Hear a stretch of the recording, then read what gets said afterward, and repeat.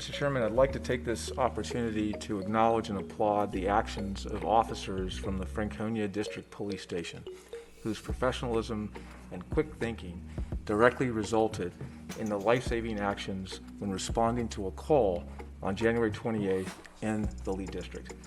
Following a 911 call from a family member, officers responded to a private residence where an individual had been threatening to harm himself. As officers were making contact with the concerned family member, the individual in crisis appeared in the doorway of the home with a shotgun. The officers on the scene acted instantly and decisively, getting the family member who had initiated the call to cover, and then foregoing deadly force. Then used time and distance to deploy additional resources in the form of a negotiator, a CIT trained officer, as well as a mobile crisis response team to de-escalate the situation and resolve it peacefully. These de-escalation tactics were deployed over the course of several hours, while officers endured snow and below freezing temperatures, not losing their composure or electing to resort to force to resolve the situation. Despite the officer's best efforts, the individual in crisis made the decision to exit the home without clearly stating his intentions or complying with the officer's commands that would have allowed them to bring him safely into custody. The situation then took what could have been a deadly turn as the individual in crisis reached into his pocket of his jacket for what would later be discovered to be a loaded handgun. Relying on their training, instincts, and desire to preserve life, the officer responded with non-lethal force. First, with an electronic control weapon, or taser, which unfortunately was not effective, and then, still choosing to proceed with non-lethal force with a beansock projectile that struck the man in the leg, allowing the officers to take him into custody without injury. When I look back at all the different points of divergence in this episode where things could have gone very differently, where deadly force could have been used and perhaps even justified, but where police officers in Fairfax County chose to act on their training and preserve life, I'm just immensely proud of the work that they did and how they represented our county. As the nationwide conversation on the future of policing continues and plays out here in our very own community, it's critically important that we recognize and celebrate the successes of the investments that we've made and examples such as these of the heroic work of our Fairfax County police officers. I'd like to thank all the officers who are involved and the entire Fairfax County Police Department for committing to the standards that made this outcome possible.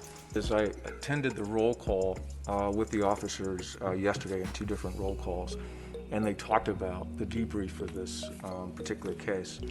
And one of the officers who had come to the department very, very early in his tenure made the point that if this were back in, say, 1980, the outcome would have definitely been different. And I really appreciated that acknowledgement, and I think this tells us, in terms of the future, what we're trying to do with our use of force policies, with the community group that's focused on coming back with the prioritization of recommendations as it relates to our University of Texas at San Antonio study.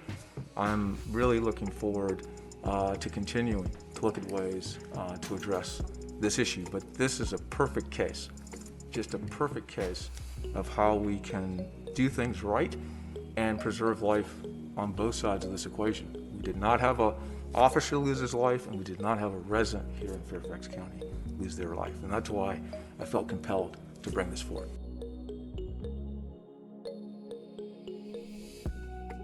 And I just want to remind the board that at our last public hearing here before the board, we approved a plan amendment for both the skills and workforce center that's going to be at the future Lee District Community Center. And I'm delighted that Amazon has been willing to commit to this proffer, which will ensure that the folks who get trained at this center, who have skilled trades as their foundation, they will get notice of construction opportunities connected with the development of this data center.